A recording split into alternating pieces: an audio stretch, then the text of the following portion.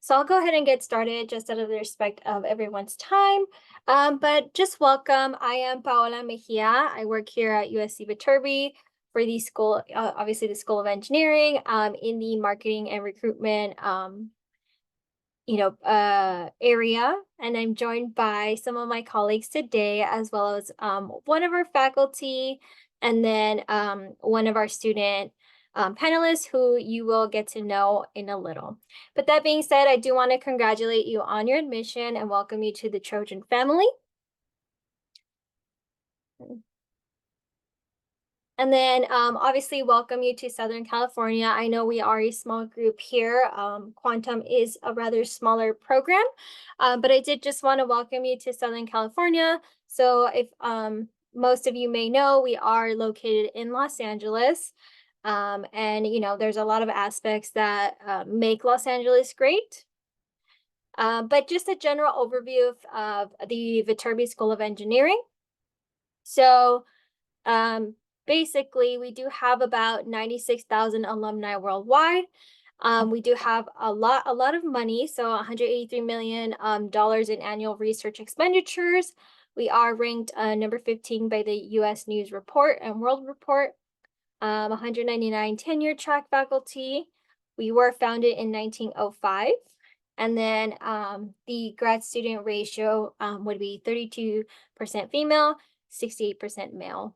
And then we do have applicants from all over the world, specifically 113 countries. And then we do offer an on-campus option as well as an online option. So we do have about 83% of our population is on-campus students, and then 17% would be online students. But that being said, I did want to mention the new School of Advanced Computing. So USC has, took on this initiative of, just developing the School of Advanced Computing. So if you didn't know, we do have a new building specifically for this. It is being built just now. If you've been to campus, maybe you haven't, but there is, just an opportunity there that the university has taken initiative to, not only specify engineering and then, all of these programs within Viterbi, but it should be something that goes across many disciplines. But that being said, as I mentioned before, we are located in Los Angeles, and we are a hub for innovation. So if you didn't know, but USC does have a lot, it plays a primary role in the just global hub of innovation. And what that means is that we do have Silicon Beach. So what that is, maybe like 500 tech startups that USC has played a role in. And it's very, very close to USC. You can Uber there, drive there, etc. But we do play a big role in just, the development. And with that, it brings, opportunities for students, alumni, and anything else that you're interested in. There is many, obviously companies, network opportunities, etc. And then, like I mentioned, Los Angeles, so Pacific Silicon Beach is within 15 miles, so around Santa Monica, Venice Beach area. But there's a lot of things to do near USC. So USC, there is, different, I guess, like landmarks and, cool activities to do. But a short walk from USC would be, the Natural History Museum. You go ahead and just cross the street, and then there's plenty to do. There's the Coliseum, the Shrine Auditorium. But if you want to go out a little further, we also have public transportation, so you can take the bus, go to Walt Disney Concert Hall, Little Tokyo, Chinatown, etc.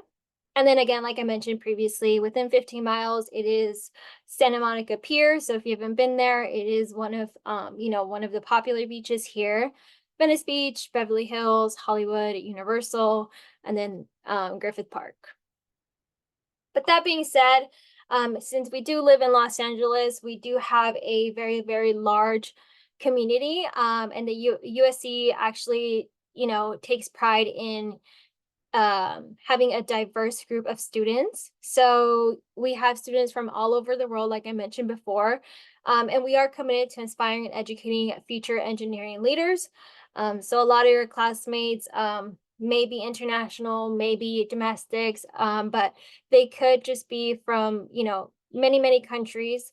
Which I think is super nice, where you can understand others and then also, get to network with them. You just never know who they know.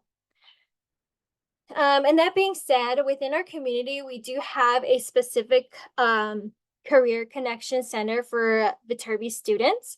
So this Viterbi Career Connection is specific for Viterbi students, where they provide a bunch of opportunities for you.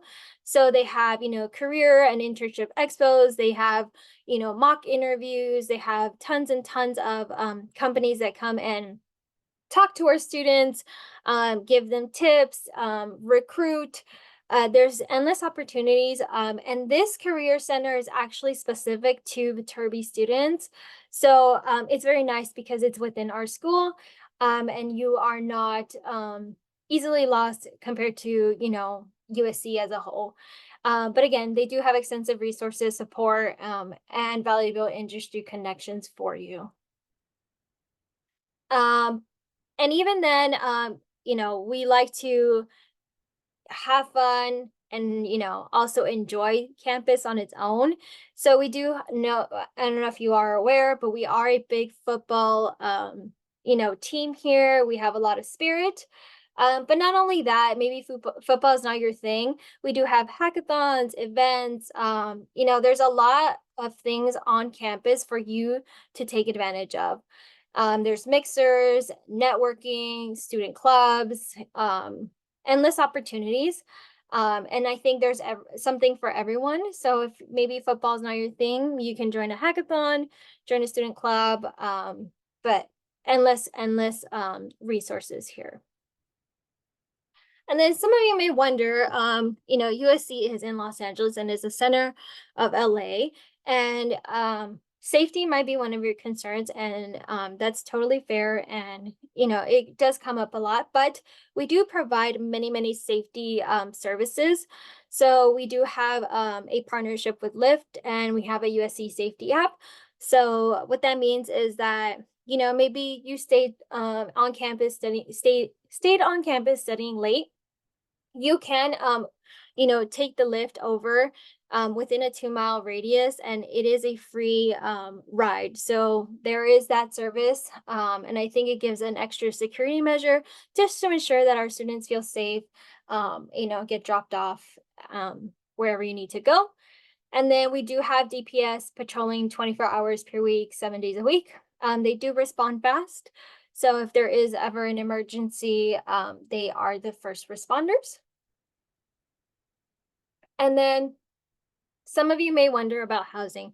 So now that you're figuring out if you want to come to USC and need a place to live, there is housing options. So we do have USC owned housing, which is here on the screen, which is Annenberg House, etc. If you wish to know a little bit more about USC owned housing, you can scan this QR code. And then we also have options for off-campus housing, which is, downtown LA and all the surrounding areas, in which you can also scan that QR code if you want more details on that. But yeah, there's plenty of options just of housing in general. And then that being said, if you do have any questions about housing, you can ask other students. And that brings me to this point where we do have a mentorship program. And what that is, it just helps new Viterbi grad students with their journey at USC. So maybe, you're coming from far, never been to USC, and, just kind of want a buddy and a mentee. You basically are paired with a current Viterbi grad student, and then you're mostly through the same academic department and degree level. So if you had any questions, they are a good support and resource. And it's also a valuable way to get started on the right paths of creating new friends and, just expanding your network. If you're interested in that program, you can go ahead and scan the QR code for more information. And that being said, we do have some important notes for you. So we do have the fall 2024 deadline. So wherever you may be in your journey, these are just kind of final reminders to just check your letter of admission and then verify the last day you can submit the statement of intent and then commitment deposit. So most of you will have a commitment deadline of April 15. But again, I encourage you to check your letter just to reassure that. If you have any financial documents that need to be submitted, there is this QR code that you can go ahead and scan and then learn a little bit more about that process. And as noted here, please do not submit these documents to us as they only can be submitted directly to the Trojan International system. So they do have their own process. So be sure if you need that to go ahead and do that. And then after those reminders, and you've done all of your due diligence, we can go ahead and help you explore USC. So there is options for you. Maybe you haven't took a campus tour. You can take a virtual tour from wherever you are. You can explore the student organizations, might kind of think about maybe, hey, I want to be a part of this organization, or this sounds great. This is kind of what I want to join. And then you can also learn a little bit more about the student safety and wellness resources. Like I mentioned a few of them, but we do also have a wellness director here, which helps if you need any mental health resources, etc., or someone just to talk to. She is available for that. And I think it's important if you do need that, it is available for you. And if you are interested in learning a little bit more about that, we have that QR code and you can go ahead and scan that. And the last thing I will leave you with is our student ambassadors. We have a lovely group of student ambassadors in which you can connect directly with. They are available via chat. We have more than 25 current students from diverse backgrounds, many disciplines, and are eager to share the experience with you. And like I mentioned before, they are a great resource. So maybe you have questions about housing, you maybe have questions about how to, submit your documents, or any questions, you can ask them. They are available 24/7. And I think it's a great tool in case you just want to chat with someone, kind of know what the process is of, getting your stuff and going to USC. Maybe you're from, out of the country, maybe you're local, but they can also help you answer questions. And if you're interested in chatting with them, you can scan the QR code and then it'll take you to the web page in which you can filter, or you can just chat with whoever you want if you have general questions, but you can filter by department and then also hometown. And then lastly, if you do have any questions, you may contact us. Here is our email address. It's viterbi.gradadmission@usc.edu. And that concludes my part of the presentation. Now I'm going to hand it over to Professor Professor Todd, are you there? No. Yes, I'm here. Oh, there we go. So I'm going to hand it over to our professor, and he'll explain a little bit more about the quantum program and get into detail with that. And then at the end, we will have a Q&A in which we can, just help you answer any questions. All right. Thank you, Paula. Welcome, everyone. I will give you some information about the MSQIS program in particular and about the field of quantum information science and our motivation for creating this program to fill a need as quantum technology is growing very rapidly. And I think you'll have an opportunity to hear from one of our current students, Ankar Apta, who's also on this panel. And then, of course, we're here to answer your questions as well, but I think we'll talk about that in a bit. So I'm going to share some slides, so sorry about that. But in a format like this, I'm afraid it's the easiest.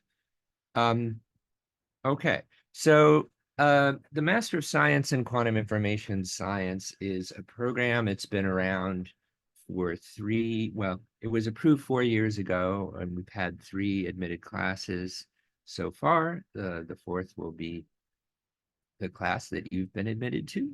And it's in the field of quantum information science, as the name might suggest.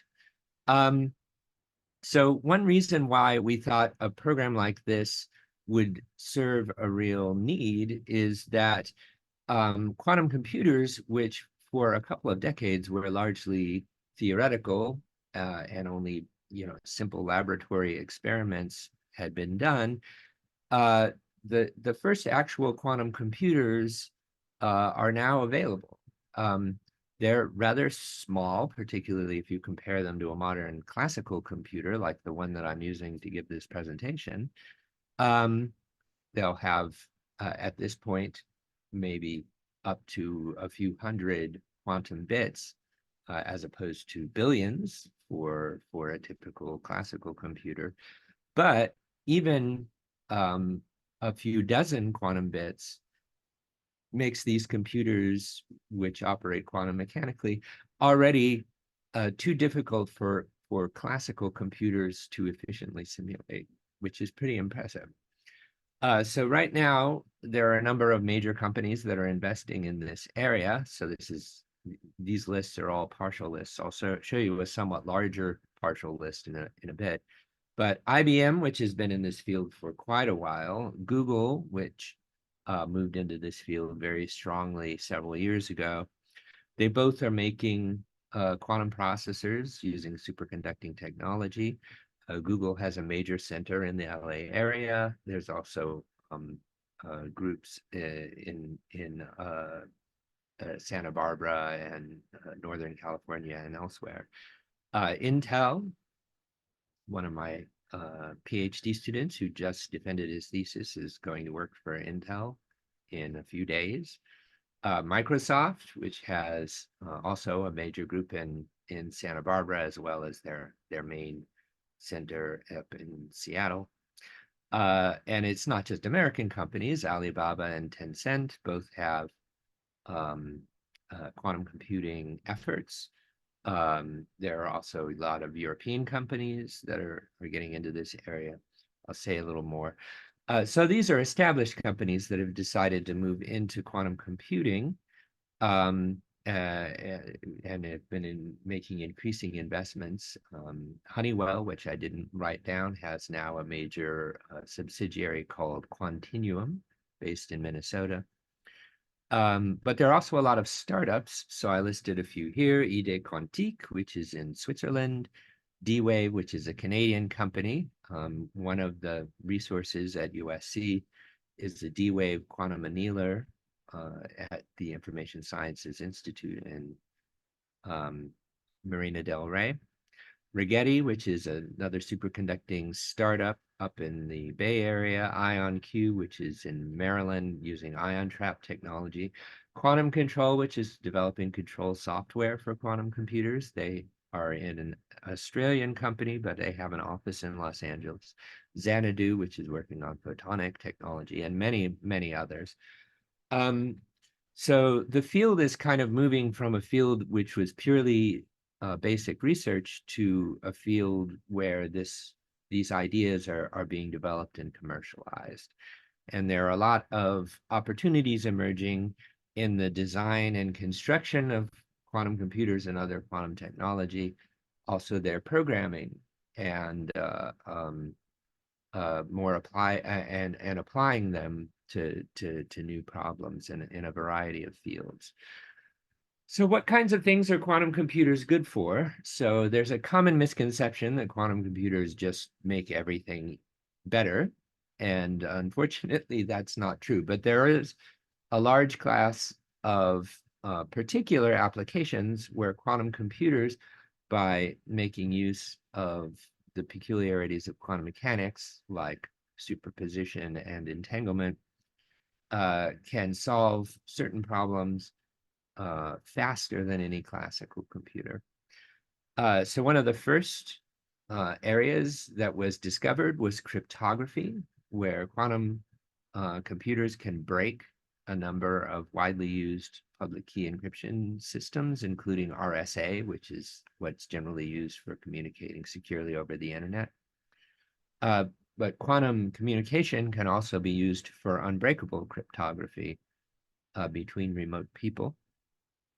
The big emphasis in computing at the moment, given the limited size of quantum computers that we currently have, is on advanced computation and quantum simulation. So quantum systems are very difficult for classical computers to simulate, but quantum computers, being quantum mechanical themselves, are not limited in that way.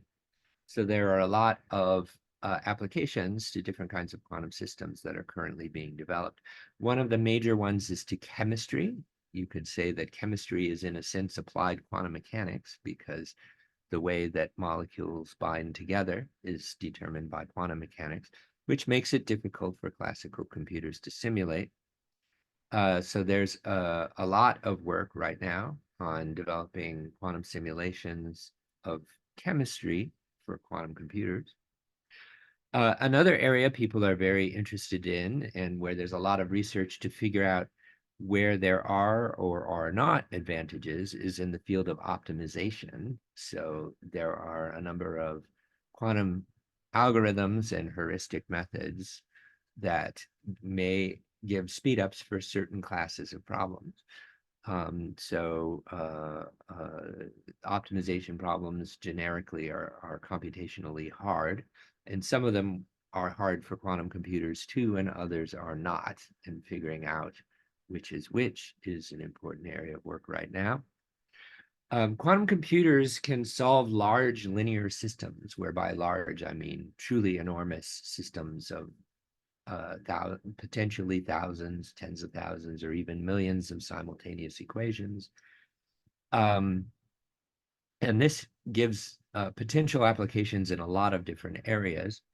One thing that there's been a lot of work on in recent years is machine learning. A lot of machine learning is basically solving giant problems in linear algebra. So people have been applying quantum computers to that and studying what advantages may exist in using quantum computers for machine learning training, but also in applying machine learning methods to quantum computing itself.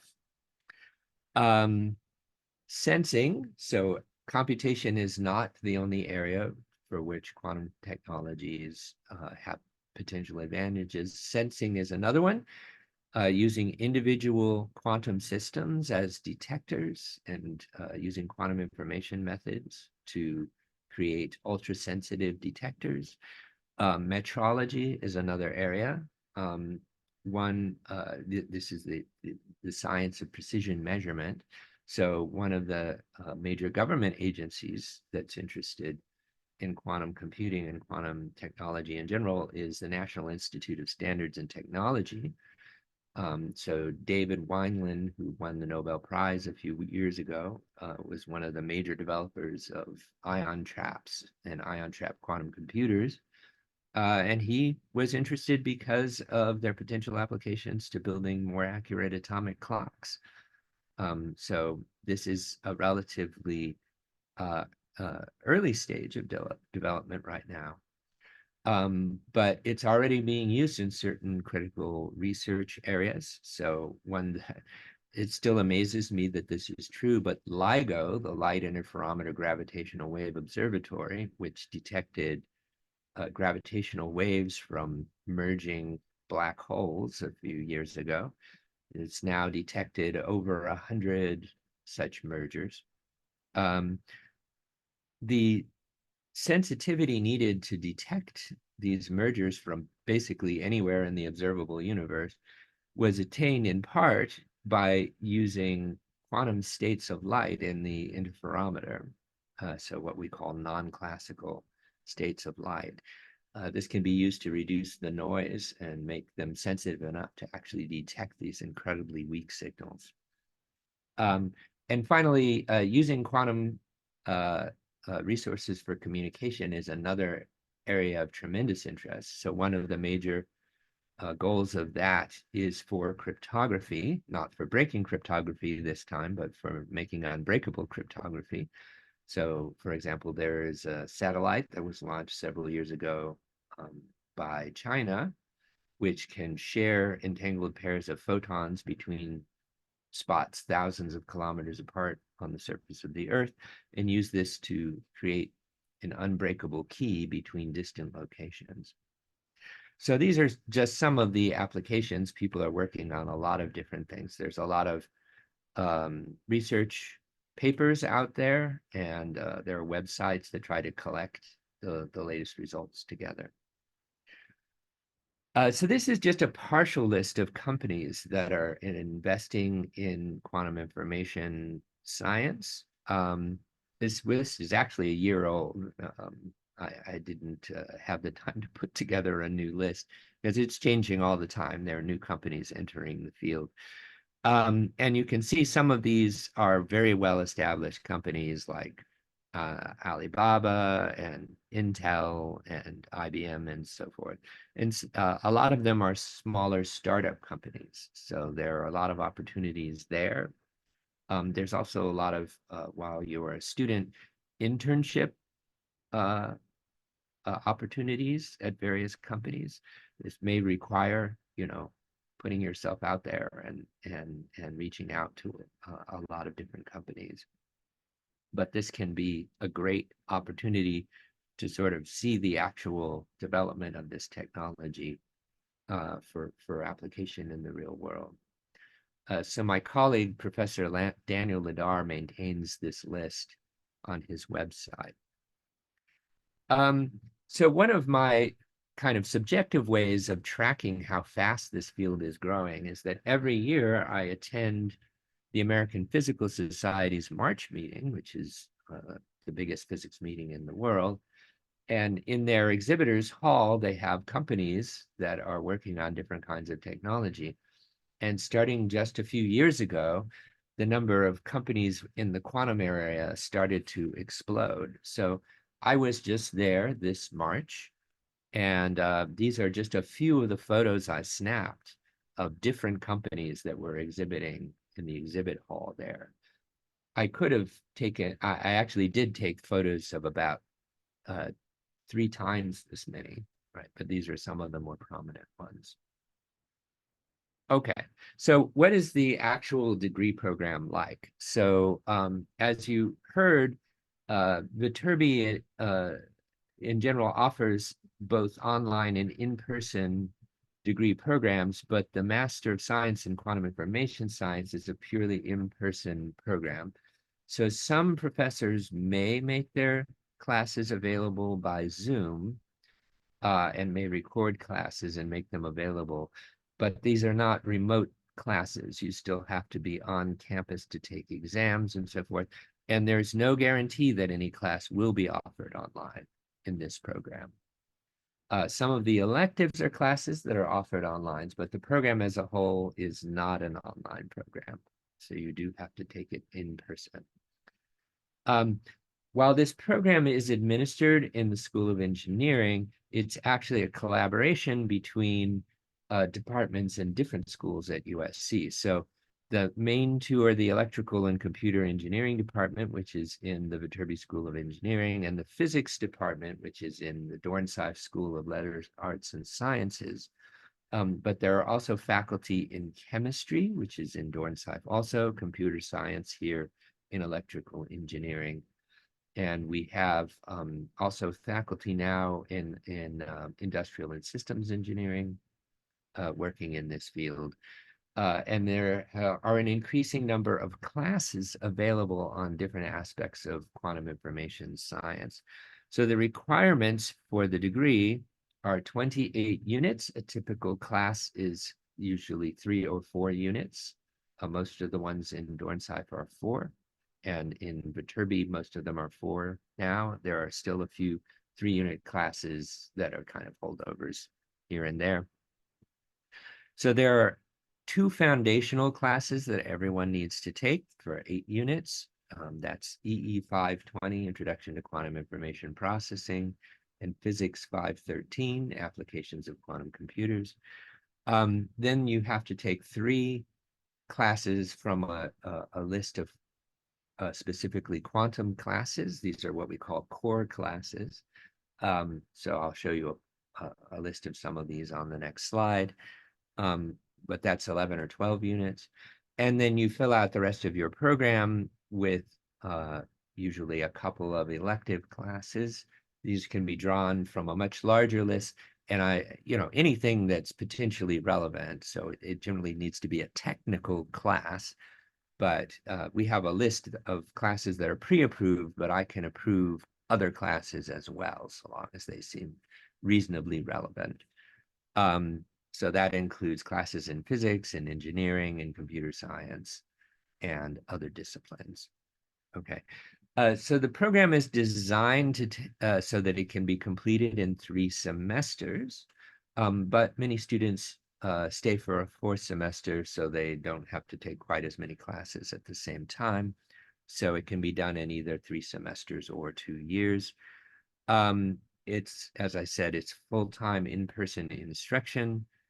The emphasis is on the practical applications as well as the theory. So you will get a grounding in the theory, but we will also, particularly in the introduction class, but particularly in Physics 513, you'll see a lot of applications of quantum computers to different problems.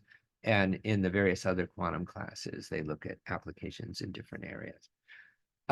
So more schools are starting to offer programs in this area. UCLA started one a year or so ago. There are a few others as well, so it's growing, but we were one of the very first, certainly in the US. And if you want to know what the requirements are, you can go to the USC course catalog. But you should look at the updated one in the fall, because that's what will apply to you. So the current one, there are 3 foundational classes and 2 core classes. That's a small change we made because of, trying to avoid bottlenecks with students getting all the classes that they need and things like that. So we also keep adding classes as new classes are created. So I think there are 2 new classes that have been added to the core list that will show up there in the fall. So we aim to give both the theory and the practice. So you'll have opportunities to use real quantum devices. So these are mostly used over the web. They often require very specialized facilities, like dilution refrigerators that keep them at extremely low temperatures. So you couldn't literally put your hands on the machine. It's inside a dilution refrigerator, but we can access them through the cloud. As I mentioned, USC has a D-Wave quantum annealer, which is not a general purpose quantum computer, but a quantum computer optimized for a certain type of problem. These are the largest quantum computers that have been built with thousands of quantum bits, but like I said, not general purpose machines. So there's one of these at the Information Sciences Institute in Marina del Rey, which is part of USC. We also are now part of IBM's quantum computing network, which means that students here will have access to all of IBM's quantum processors. You can write programs to run on them using their software environment, and then submit them to run on their quantum chips.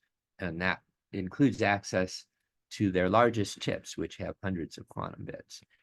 And we can, in some cases, we are able to get students access to some of the other machines as well for specific projects. So we've gotten access to Righetti's machines, IonQ's machines, and so forth, for specific purposes.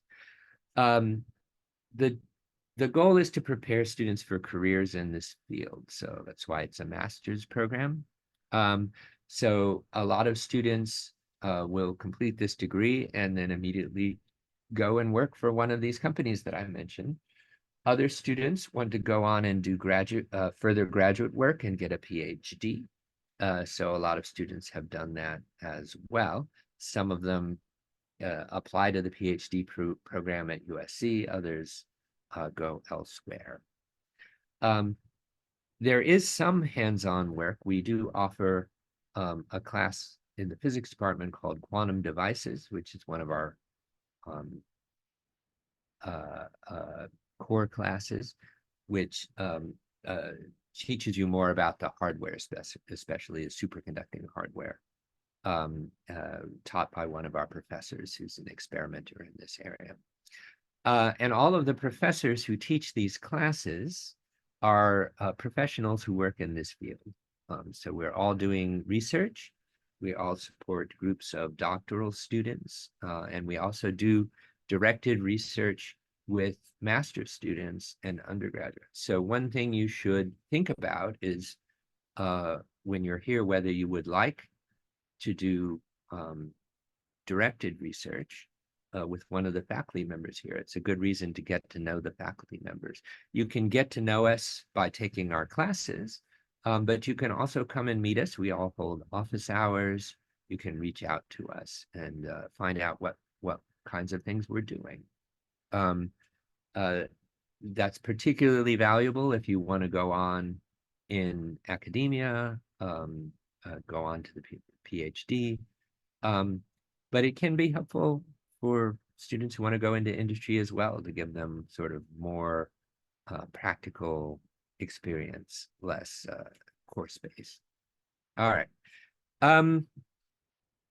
So the two foundational classes that I mentioned are EE 520, Quantum Information Processing, or Introduction to Quantum Information Processing, and Physics 513, Applications of Quantum Computing. And then this is a partial list of the core classes that are available and some of the elective classes that are pre-approved. It's good to plan ahead. Not every core class is offered every year. This is because we have a limited number of faculty who can teach these. We also have other teaching duties. We have to cover other classes sometimes. And sometimes professors go on sabbatical and are not available. So while the foundational classes should be offered every year, the core classes, what is offered varies a bit from year to year. So it's good to plan ahead and talk to the faculty to make sure which classes are going to be available, and plan what is of most interest to you. And some classes have prerequisites, so you need to take the classes in the right order. So planning ahead is a very good idea. All right. So here's a sample schedule. This is certainly not the only way to do it. The program was designed to be flexible. Generally, everyone should take EE 520 in their first semester. So it's offered in the fall. I will be teaching it in fall of 2024. So generally taking that and one other class, perhaps an elective class or even a core class, but an elective class is usually a good idea, like linear algebra. If you haven't had a quantum mechanics class and you'd like to know more about the science that underlies the hardware side of things, taking quantum mechanics class is a good option. In the spring, you can take Physics 513. You can take a core class such as Physics 550 on open quantum systems, and perhaps another elective. Or if you if you want to graduate in 2 years instead of 3 semesters, you can take you can spread the electives out a bit more. Over the summer, you could do an internship, attend a summer school, or do perhaps directed research with one of the faculty members here on campus. In the fall, then you could pick up your remaining core classes, such as quantum error correction and quantum devices. But again, what exactly is offered will vary a bit from year to year. Okay, so I think I'll leave it there, but I'll answer your questions now. But people should also feel very free to email me or email Paula and ask questions about the program. And I think we're going to hear from Ankar as well. who's a current student. Thank you. Thank you, Professor. Onkar, do you want to turn your camera on? There we go. Here is Onkar. I know there is about maybe 6 of you in this webinar, but I did want to just encourage you to unmute yourself if you wish. Otherwise, you can put your questions in the chat. But I am gonna just ask Onkar a couple of questions so he can introduce yourself. He is one of our lovely ambassadors, like I mentioned prior, and he can also help you, you know, if you have any questions. But if you just want to get started by giving us your name, major, maybe hometown, Onkar, and then why you chose USC. Yeah, so I'm Onkar, and I'm from a small town in India near Mumbai called Badlapur. And yeah, one of the reasons I chose USC because of the faculty.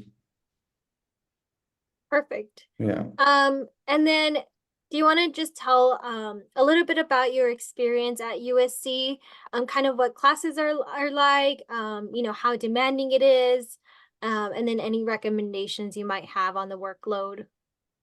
Yeah, so almost all the classes I have taken are extremely fun, and almost every class contains a final project, which is super fun to work with. As for the course load, I came from computer engineering background, so there was a bit of learning curve for me to get familiar with the physics side of things. But if you put in the hours, it's definitely doable. Yeah. Perfect. And then I know you said you had a lot of fun classes, but do you have a favorite one? And then can you tell us why?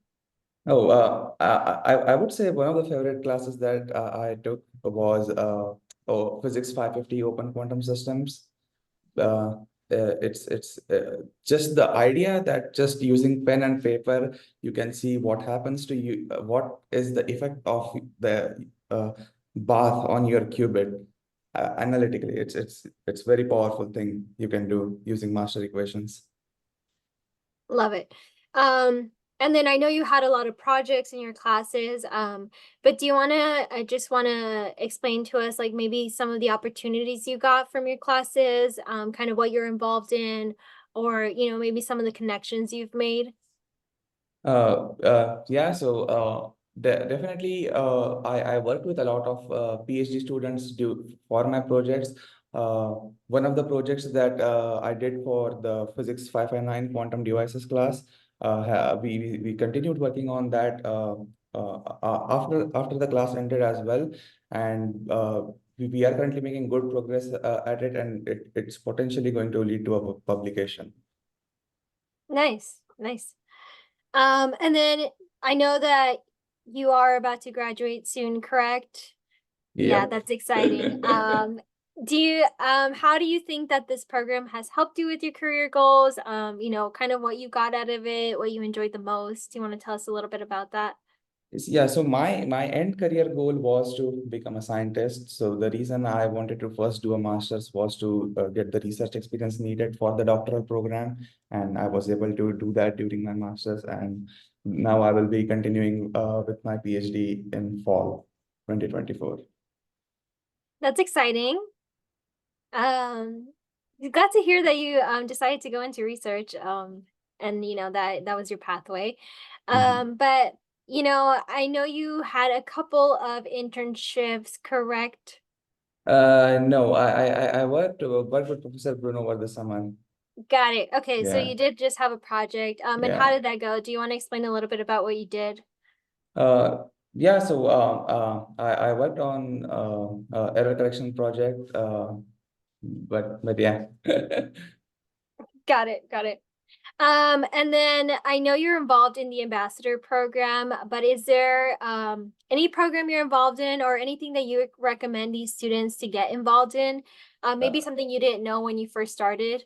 And there are a lot of student organizations. There are a lot of clubs. So in my last semester, this semester, I started learning boxing, and I have joined MMA club. and it's been fun.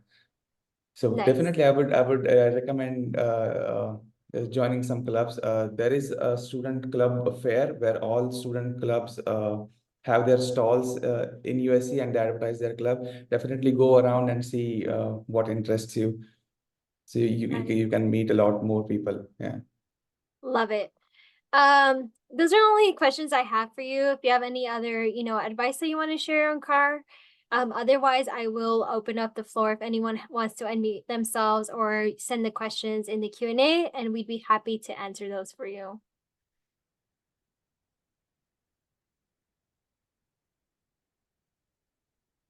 I see no questions at all. I'll give everyone a minute or so. But otherwise, we are going to wrap up this webinar.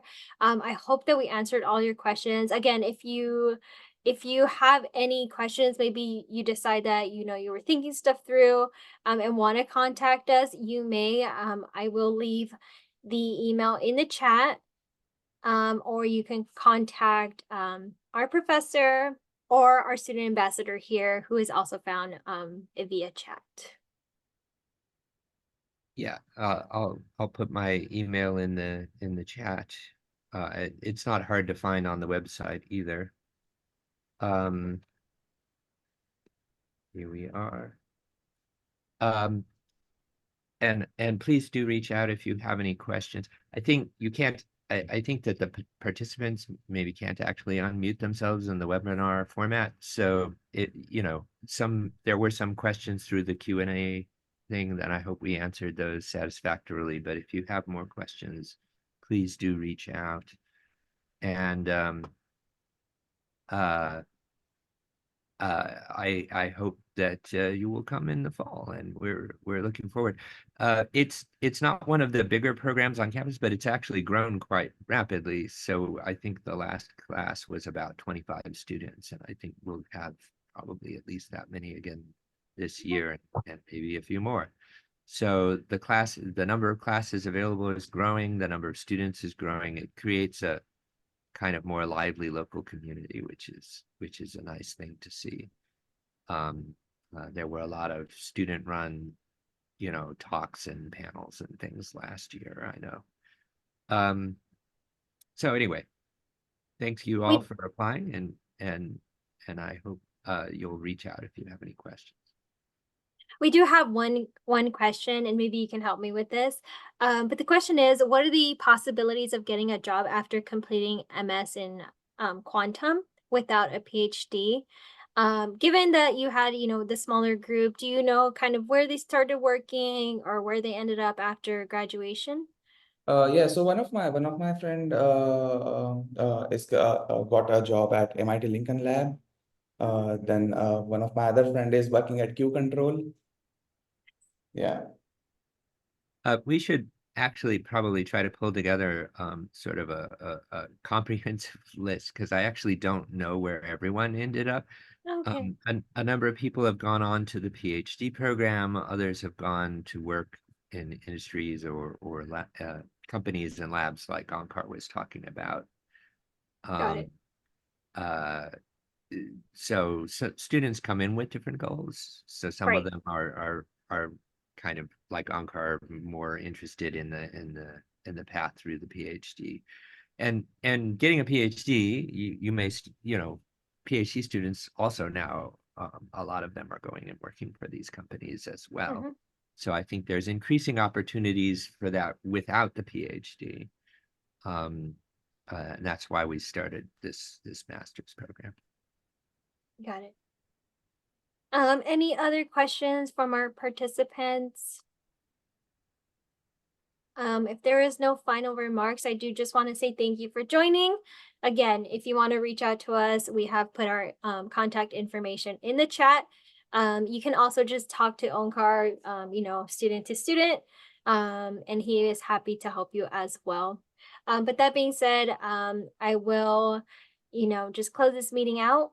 Again, thank you. And then goodbye. I mean, good night, wherever you may be, not sure, but have a great day. Thank you so much. Thank you.